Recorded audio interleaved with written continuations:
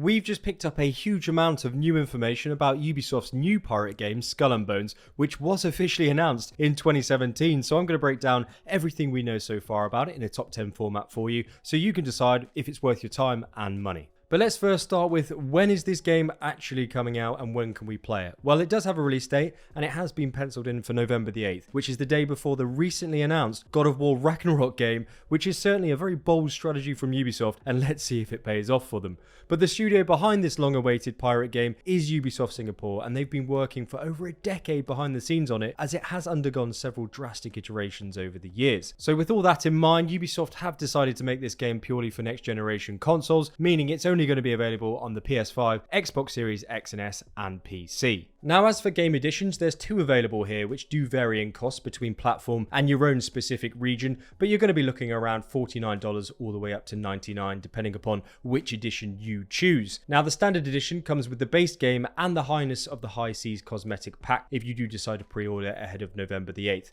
And a very swift note on that, by the way, because Ubisoft likes to offer these cosmetic packs on pre-order bonuses as an incentive to get you on board, of course, but they then release that same cosmetic pack for free in some sort of capacity and reward later on in the year. This happened in Assassin's Creed Valhalla as a recent example, by the way, so just bear that in mind. Now, the second option is the Premium Edition, which includes everything in the standard, but also provides you with the Ballad of the Bloody Bones collection outfit, as well as 8 Ashen Corsair decorations for your ship. It doesn't stop there though, because there's 2 additional missions in the game, a digital artbook, a soundtrack, and finally you'll grab yourself a Smuggler Pass token, which unlocks a Premium Battle Pass and additional seasonal content in this Premium Edition. And if you're scratching your head as to why there's a multiplayer Battle Pass option in this open world pirate game, well, I'm going to break all of that down for you right now. And this is one of the main reasons why this game in particular has been delayed and reworked so many times by Ubisoft, as they couldn't figure out what this game was supposed to be. Well, they have now decided what that is, and as game director Ryan Bernard puts it, there is no single player campaign.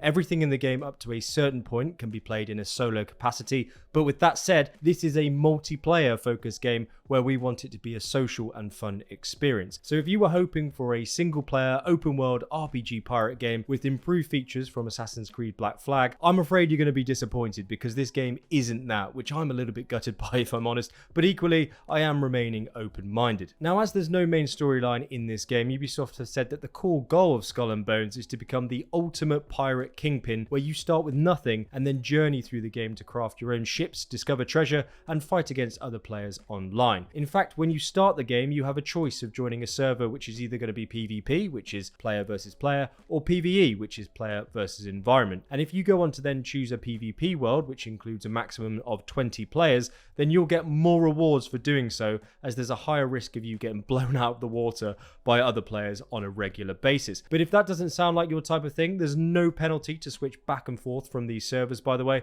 so if you want to stick to fighting against NPCs, you're more than welcome to do so. With that said, if you're wondering why you're going to be paying $80 on average for a PvP focused pirate game with a seasonal battle pass, well, that is a great question, so let's go through some more features that they're including in this game to try and tempt us to pull the trigger on it. Now, alongside the goal of becoming this kingpin pirate, the other main goal which goes hand in hand with this venture, as noted by the game director Ryan, is to raise your infamy level as high as it possibly can go. And for all intents and purposes, this is our leveling and progression system, where the more infamy or reputation that we gain in game, the more unlocks become available to us, such as being able to captain larger, more impressive ships and experience certain locations in the game which offer high level opportunities and rewards. Ryan went on to say further that your name is a big deal, and back in the golden age of piracy, if you sunk a ship, people would hear about it and your infamy would grow. And the same thing happens in Skull and Bones. More pirates will want to work with you and offer you more contracts. Now, we can increase our infamy in game by completing activities, exploring the world, plundering trade routes, completing treasure hunts,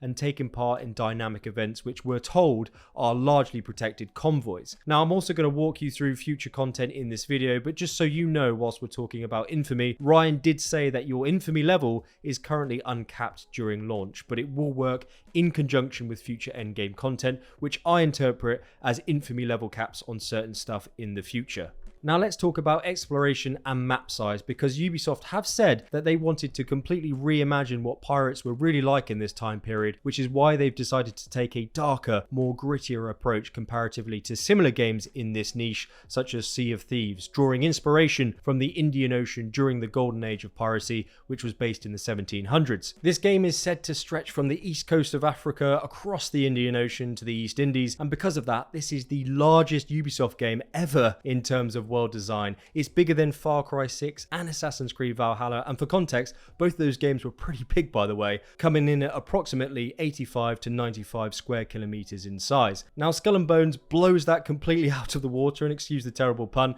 because it is a whopping 625 square kilometers in size, which is around 6 or 7 times as big as Far Cry 6 or Assassin's Creed Valhalla. And with only 20 players restricted on one map at one time, I'm yet to decide if this is a good thing or not. That said, there will be frequent extreme weather events and violent storms to spice things up a little bit, but there won't be any krakens or giant squids, unfortunately, as Ryan did say that they were aware of the community request for it, and perhaps they'll add it in a future update, and I just hope that is the priority for the first update after launch. It needs to get into the game. But big krakens aside, I think Ubisoft have been purposely vague and very ambiguous in their recent reveal, because we don't have any definitive answers in terms of being able to disembark on any island we visit, nor any further information on being able to walk around our ship or jump into water to explore the depths below. In fact, it seems that we're just locked into our ship in this kind of boat simulator mechanic where we can only visit land in certain areas, which I'm going to cover in just a second. And if this is indeed the case, and I do think it is, I'd be lying if I said I wasn't disappointed, because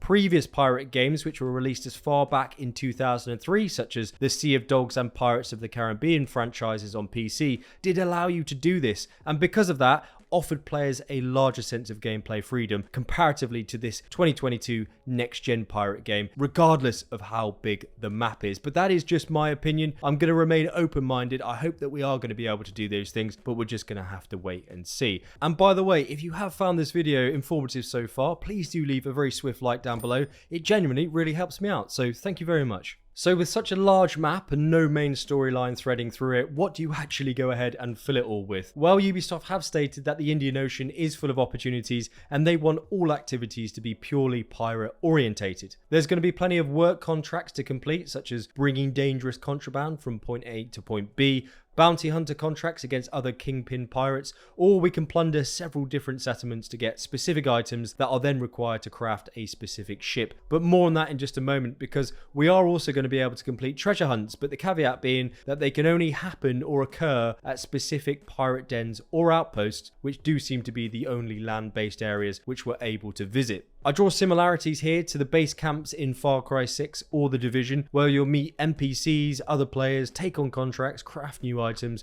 construct your pirate fleet, and store resources at your warehouse, which is essentially your pirate bank. The biggest locations are known as pirate dens, which are larger towns, but there's also some smaller outposts that we can visit that are scattered throughout the Indian Ocean. Now, even though Ryan has said that there is no linear narrative or story campaign, there is a underlining pirate lore threaded into the game here, which answers the questions, and I quote, "What is everyone here in this part of the world doing, and what happened in this golden age of piracy?" And we find out all about this specifically at the outposts and pirate dens. Now, when it comes to building our own pirate fleet, at launch there will be 12 playable ships which all have different advantages and disadvantages. Ryan went on to say in a recent Ubisoft interview again that as you continue to plunder and collect resources, you'll be able to construct different ships which all have several different playstyles and are better suited for specific quests or missions. So for example, if we're running a trade cargo contract from point A to point B, it would make more sense for us to equip a large cargo ship to take on more resources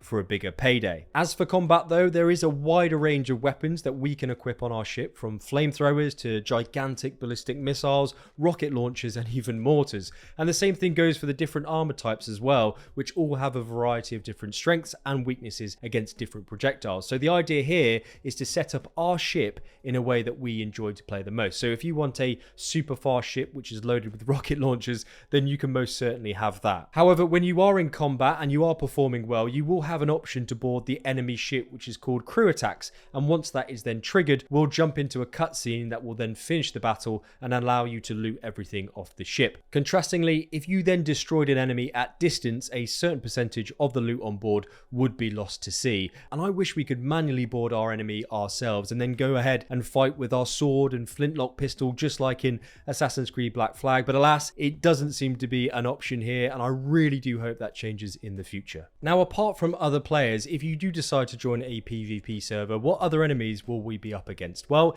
in another interview with IGN, Ryan went on to say that there are pivotal characters and pirate kingpins in the game which we will meet and will have elements of a story or background where we'll be able to work with them or against them to fulfill specific jobs and contracts. He did emphasize that because this is a live action game, not to expect some sort of climactic ending cutscene when we do finish this isolated quest line with each kingpin, which I'm not sure what to make of, to be honest with you. I do find that quite bemusing and a little bit bizarre. However, pirate kingpin quest givers to one side, Vanessa So, world producer of Ubisoft Singapore, said that we'll come face to face with other dangers such as vicious hippos, crocodiles and pirate hunters, who are privateers that patrol the seas to try and cause us issues when we're going about our business, which are essentially roaming boss encounters. There's also a threat of mutiny from the crew, but this can be prevented by ensuring that you've got enough food and supplies in your cargo hold, so quite manageable in terms of a mechanic by the sounds of things. As for crafting and customization though, it does play a significant role in this game. We'll need to gather resources, harvest raw materials such as animal skins, meat and ore, which can then be refined and used for ship weapons and armor. There's also a huge amount of blueprints to collect that are scattered throughout the map, which once we then do obtain them, we can then learn and subsequently craft significant improvements back at the outposts or pirate dens. Now, whilst we're visiting these outposts, we'll be able to customize our own pirate to our own liking with a variety of different outfits on offer, and at present they seem to be purely cosmetic and have no direct impact stat-wise in the game that I could certainly see from the reveal. So do expect a substantial amount of microtransactions in regard to cosmetics in this game, and I don't know about you, but I am very much looking forward to being spanked in PvP by a unicorn frigate which fires broadside after broadside of rocket launchers at my small fishing boat as I try and hunt hippos in a local lagoon. It's going to be a good laugh for sure. I'm up for it. Let's see how long I last. Now, as for DLC and future content, Terry Han, quest director at Ubisoft Singapore, stated that the Skull and Bones team are committed to providing fresh new content for many years to come after the release. But as for the more shorter to mid-term post-launch content, it will be free for all players, which will include in-game world events, which will range from bigger and deadlier challenges and will require group coordination, so you can't do them solo. And that Kraken better make an appearance by Christmas, I'm just saying. But as the Battle Pass online mechanic has been confirmed, expect to see something similar to Ubisoft's other recent live service game, that being Roller Champions, where the more you play, the more you level up, and the more rewards you will receive. Whether this Battle Pass is free after you actually purchase the $80 game itself, I have no idea, but I've got a feeling it will be an additional cost after the first season and also optional, but we're just going to have to wait and see what they do. Now, with all of this information in mind, I'm going to remain open-minded until we do get some more info. And if you'd like to do the same, make sure you subscribe so you can keep up to date as well, as I'm going to be breaking down any new info about Skull and Bones in a no-nonsense fashion just like this. Big thanks to Dennis and Nika for helping me with all of the info gathering in this video, and hopefully see you in the next video, which should be on your screen right now. As usual, coffee is on me.